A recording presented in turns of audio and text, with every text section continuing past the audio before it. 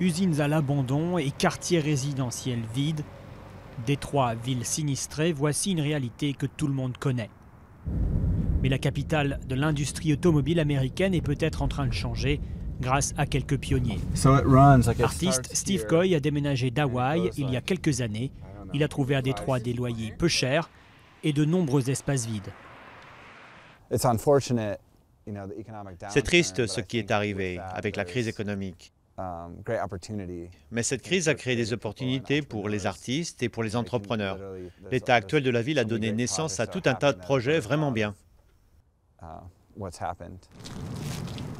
Les friches fournissent un terrain de jeu idéal pour Steve Coy et son projet artistique, une corporation virtuelle dont l'imagerie envahit les murs de certains quartiers. Mais au centre-ville, c'est une campagne de marketing pour réparer l'image de Détroit qui fleurit sur les façades. L'un de nos défis, c'est de changer notre image. Tout le monde est convaincu que Détroit, c'est mort, qu'il ne reste rien ici. Mais ce n'est pas vrai. C'est l'heure du déjeuner et les cuisines sont en pleine effervescence. Ce jeune entrepreneur a quitté le soleil de Californie pour s'installer à Détroit.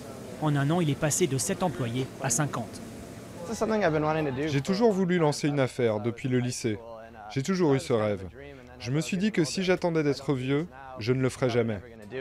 Venir à Détroit pour réaliser son rêve d'entrepreneur, voilà le genre d'histoire que la ville veut mettre en avant. Mais il faudra des chantiers d'envergure pour créer des emplois en grand nombre. Steve aimerait par exemple que soit lancée la restauration de la gare, monumentale et historique. C'est ici que les familles ont dit au revoir aux soldats qui partaient à la guerre. C'est un bâtiment qui a marqué notre histoire et dont l'abandon reflète ce qui nous est arrivé. Rappel quotidien de la descente aux enfers de la ville, ce monument pourrait bientôt connaître une seconde vie. Plusieurs projets sont sur la table pour remettre en état ce témoin de l'âge d'or de Détroit.